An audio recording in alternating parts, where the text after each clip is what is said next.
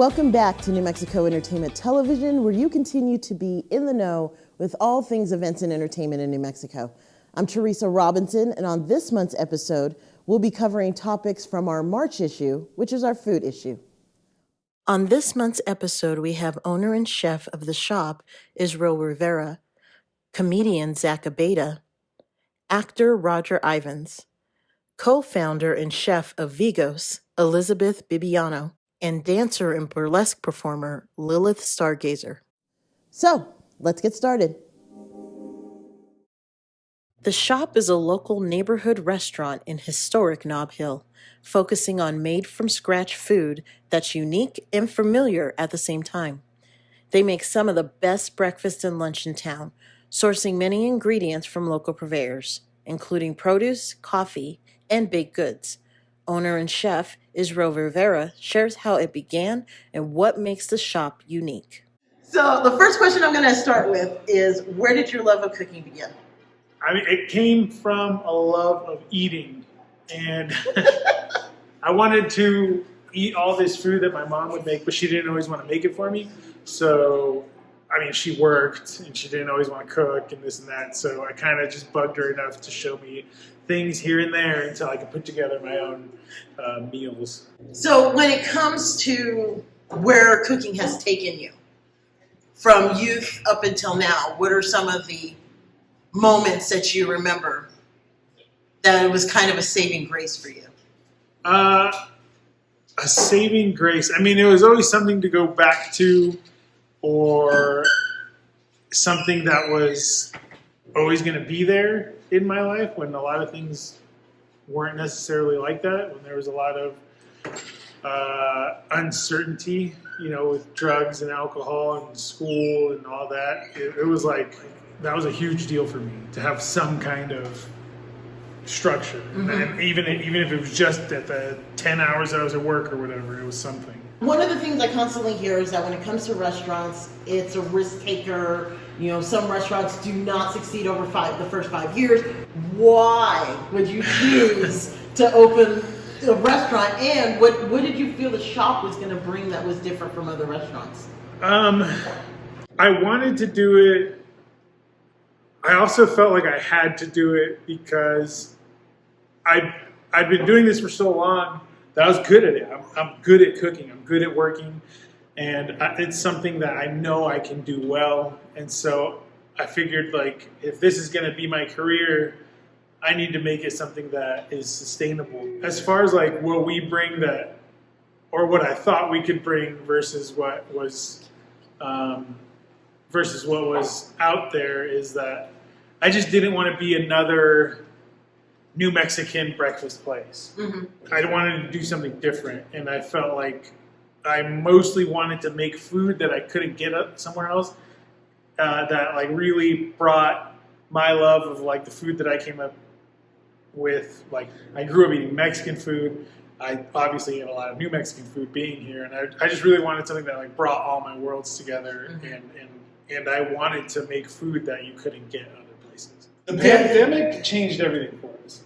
At first, when we first opened,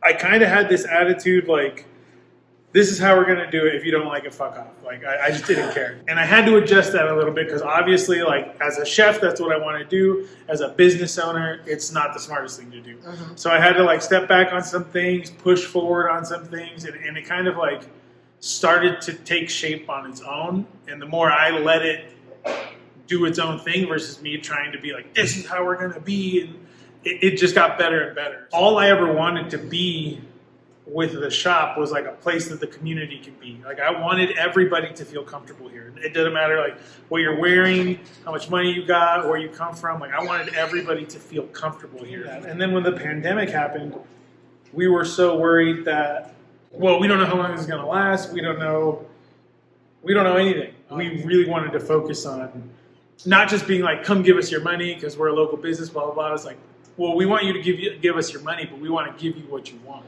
It was one of the things that helped us stay open because people were super into it. And it really was opening that line of communication between us and our customers. And I think that helped us evolve even more to really be centered around our community and our customers. I think a lot of the success that we've had has come from letting the shop become what it's supposed to be, and really communicating with our customers that way, like, helped us get there. So what do you have coming up that you want to plug that everybody needs to know? Well, obviously, come eat here whenever you want. We're open Wednesday through Sunday, 8 a.m. to 3 p.m. We're always doing specials. We're always doing cool things. I have a chef battle coming up in May. It's called 505 Food Fights. You can look it up on Instagram or Facebook. Chef Mike White from High Point Grill puts them on. You pay to come watch us compete. All the money that's raised goes to different charities. And where can people find out more about the shop? You can find us on Instagram or Facebook at The Shop Breakfast and Lunch, or you can check out our website at theshopabq.com. Thank you, Israel, for the interview. I can honestly say the Huevos Rancheros, best in town. Yeah, you've been getting that for a while. Yeah. I like what I like. Yeah, no. We got a lot of customers who are like that. Thanks again. Yeah, thank you.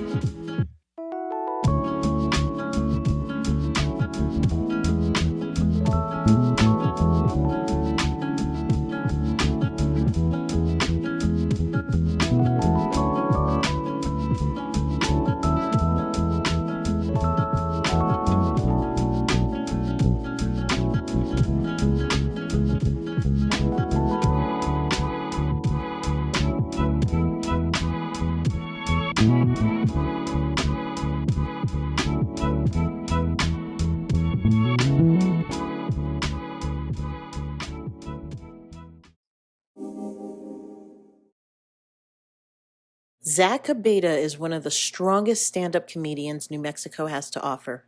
Abeyta has made comedy his life, winning awards and accolades. Even after surviving being shot by a random bullet during a drive-by, he still has a love for his state and making an audience laugh. Tonight he talks about living life to the fullest, upcoming gigs, and making comedy his full-time job.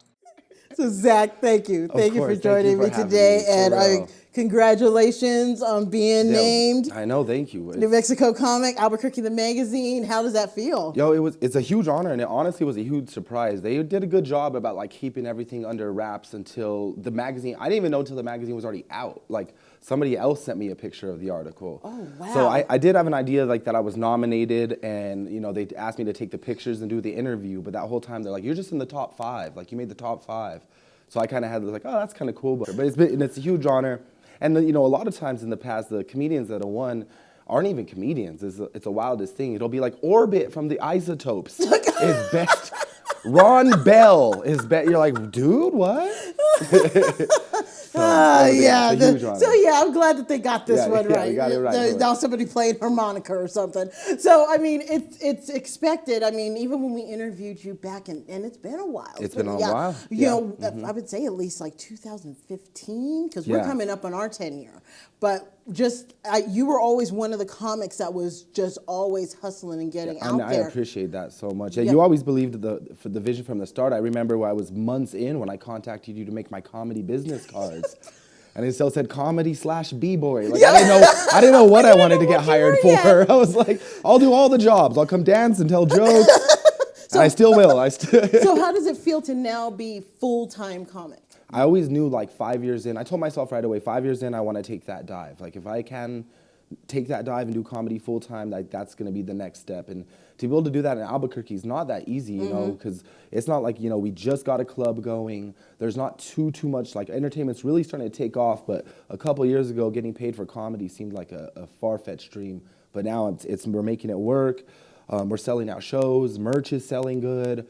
It's really seen the movement and the snowball effect has just been crazy to see, and I feel blessed, considering my last year and everything that happened, to see everything taking off this year. I'm never more sure of myself and what I should be doing, so it's a blessing. Going back to that, 420 is known for particular things, but it should Yeah. not be known for being shot. Yeah, So, exactly. I mean, how has the transition been from that moment to where you are now? You know, it really just gave me a lot of clarity in what I got in my life, and a lot, like, there's no time wasted. Like, as soon as I got out of the hospital, I got on stage 2 hours after. I was like Bruce Willis in Die Hard, girl. I had staples, and I still have my hospital Band-Aid. I was, give me the mic.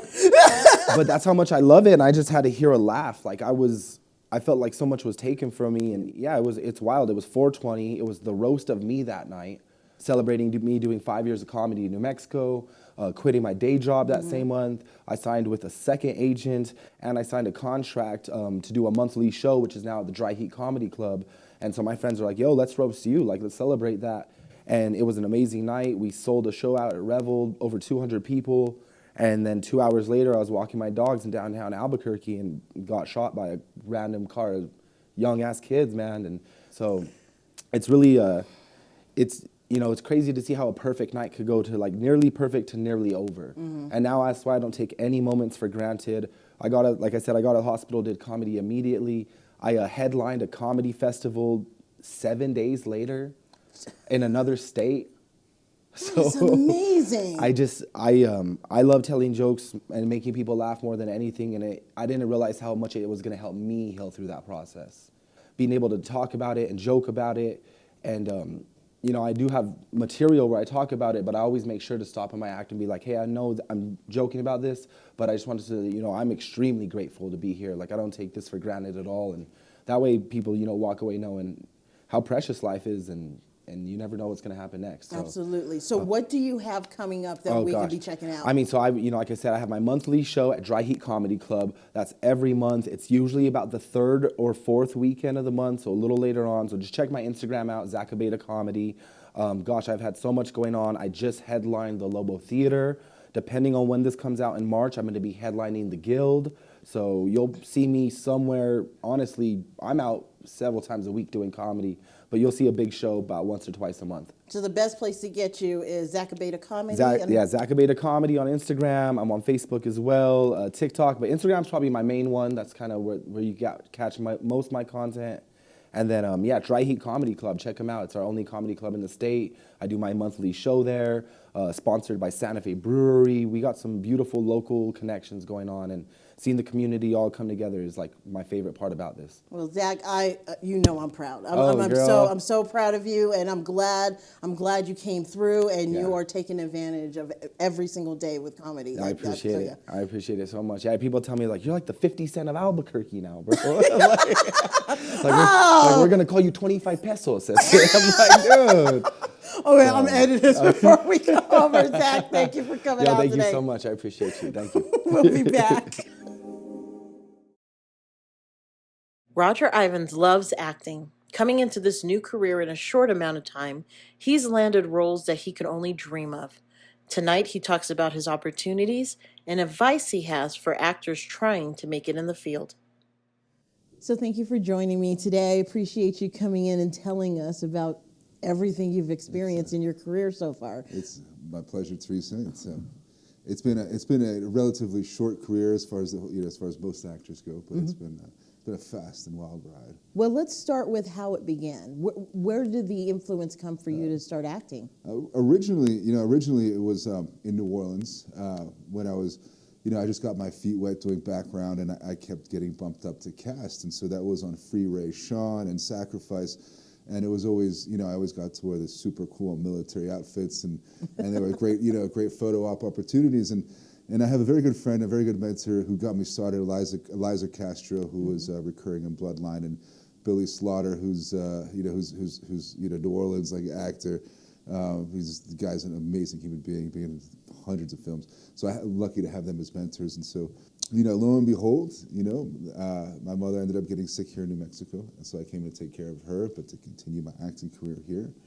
And then I needed to find an agent here. And so I found, Peter Yankee with Fergo Bear, who I absolutely love. And, on our first audition in New Mexico for the sniper role of Stranger Things. We booked the helicopter sniper role in season 4, episode 8. I know. Which was bigger than I could ever imagined, because, the acting world, oftentimes your eye lines are little pieces of paper. Well, how was that moment? I mean, being that it's been a short, it's a short span. What was it like finding out you just landed a role on one of the biggest shows? Man, that was a dream come true. And obviously that led to other bigger and better things. Yes. I mean, that was a very large co-star role. And right now I'm working very closely with Kevin Costner on some things, and we just wrapped from that. And that was a dream. I mean, he's so in it, and he makes everybody around him better. In the time that you've been acting, what would you say is probably one of the strongest lessons you've learned? There's so many lessons, and I feel like you learn a lesson as you rise up in a stage. And as you rise up in a stage, so do your talents and your skills and your tool belts. And so what I think makes a great actor, first and foremost, is being able to imagine a world in front of you to the utmost detail, every little thing, and then be able to react off of it. And so I find the more advanced that you get, the more detailed it gets, which means the more that you can react off of it. What piece of advice would you give actors that are still For working them, I guess the best advice I could give you is to do whatever it is that your frequency is. If your frequency is not acting, you will not last. You will not survive, because it's based on 99% rejection. Like it is a cutthroat world. But if it's your frequency, and if you're on set and you just know that's your place, then that's for you. Wonderful. So where can people find you online? So on Instagram, so it's Roger Ivens _actor. I've never been a social networker, but I'm on there. Now, but I'm on there. You can see some behind the scenes Stranger Things scenes. You can even see the audition that landed me the role. Yeah. Roger, thank you for coming in today and talking about your career. Can't wait. Maybe we'll sit here a couple years from now and be like, this is what, from then to now, because it's going to be amazing. So. Absolutely. Thanks again. Thank you, Teresa. It's a pleasure. We'll be back.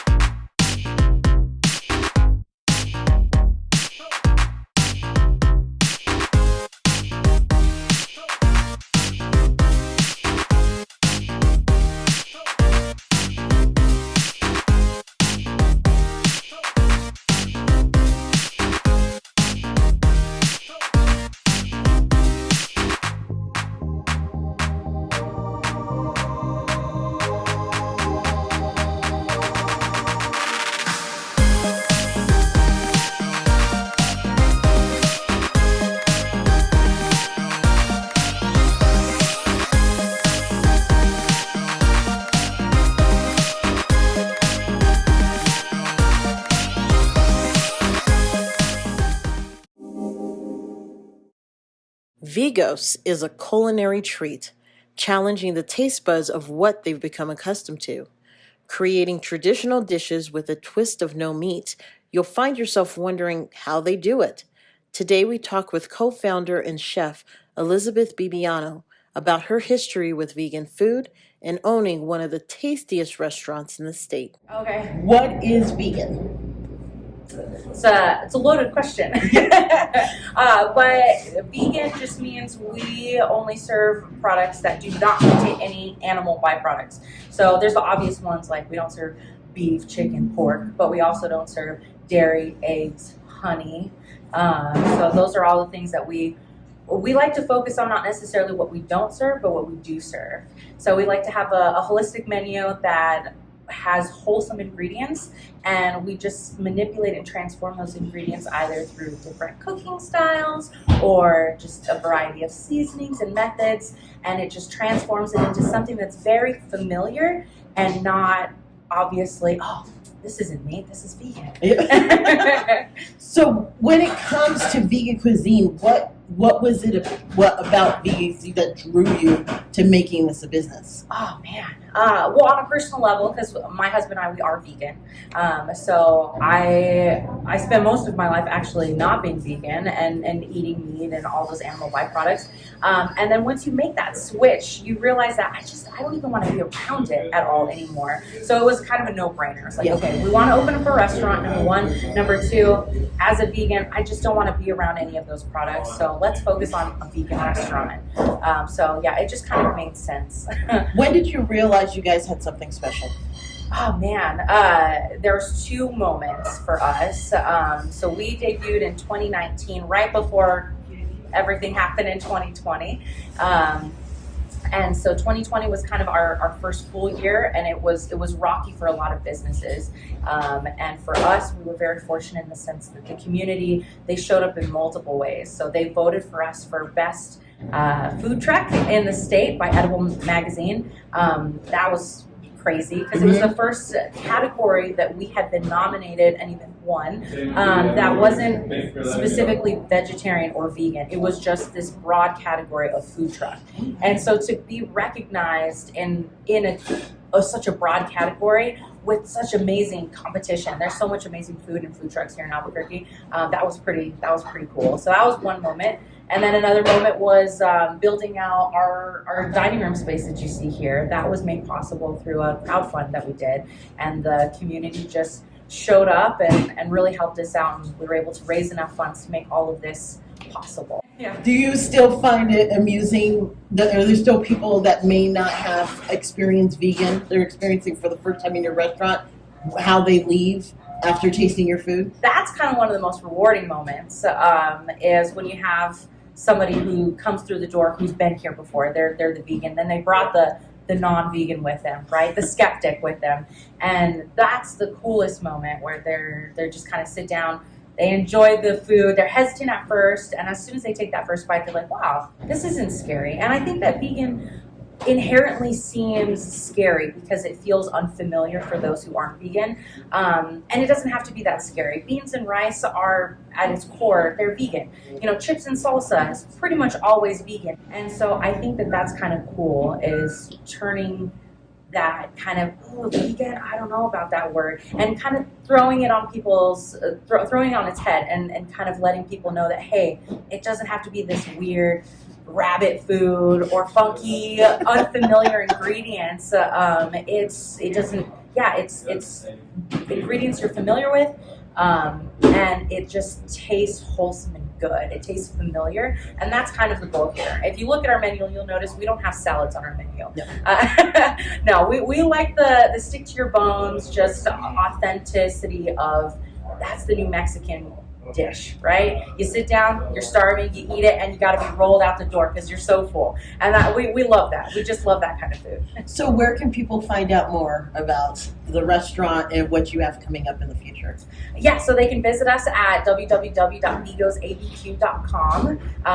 That we try to keep our website as current as possible, but you can also visit us on social media. We use Instagram and Facebook, and our handle is at vegosabq. Lilith Stargazer is one of the unique burlesque performers in the state. With her mix of dance training and nerd-inspired ideas, Stargazer provides entertaining moments on stage whenever she performs. We're glad to have her here on the show tonight to talk about burlesque inspirations, what keeps her coming back, and some of the challenging aspects of the community.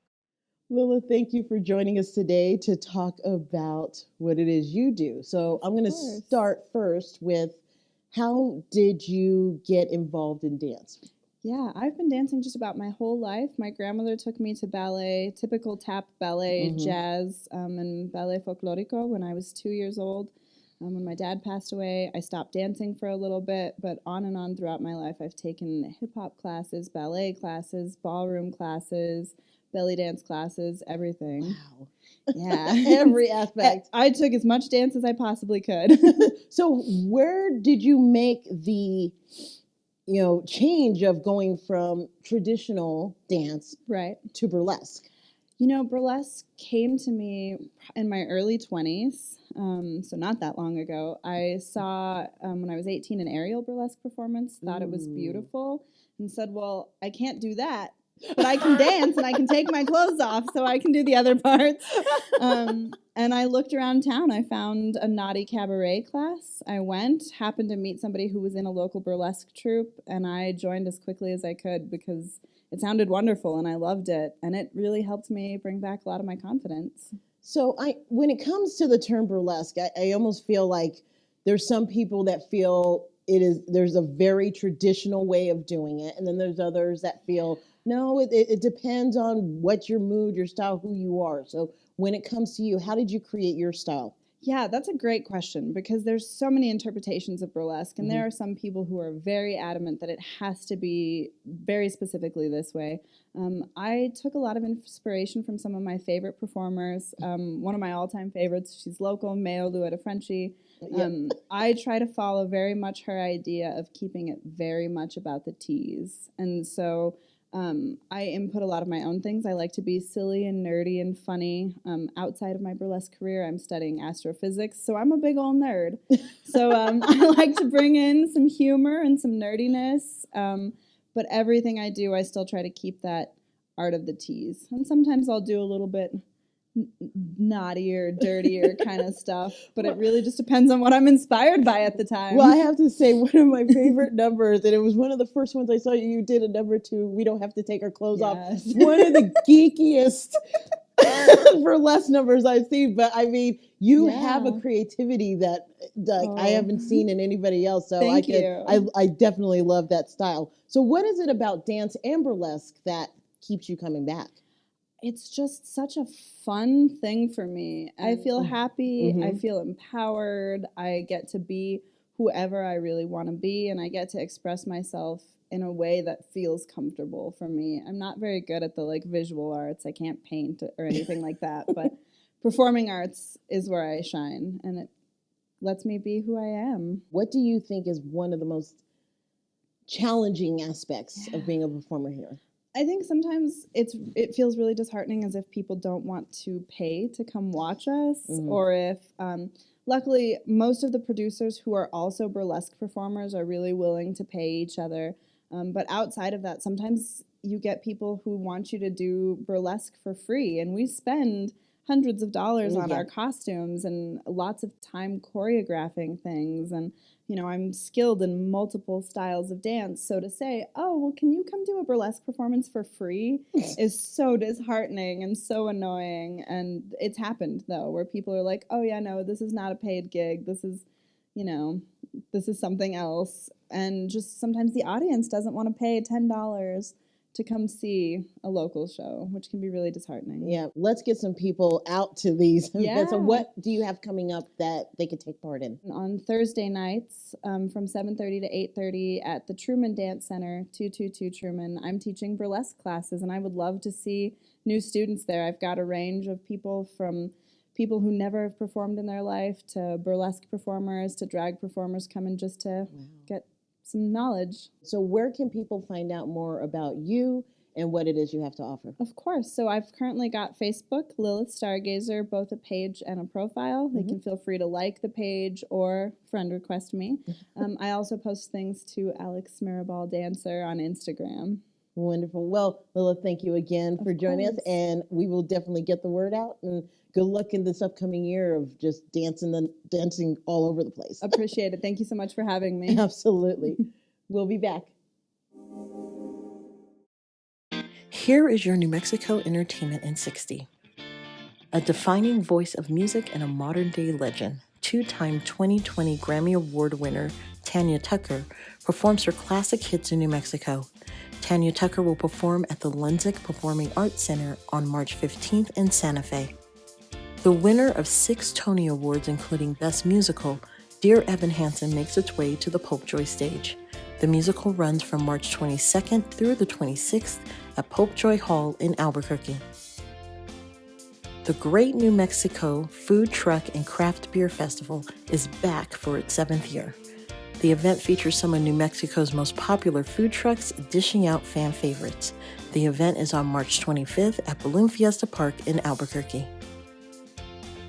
This has been your New Mexico Entertainment in 60. For more events and entertainment, visit nmentertains.com.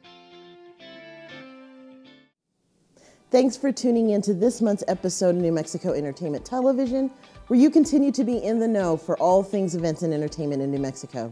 Join us next month as we'll be covering topics from our April issue. Have a good night.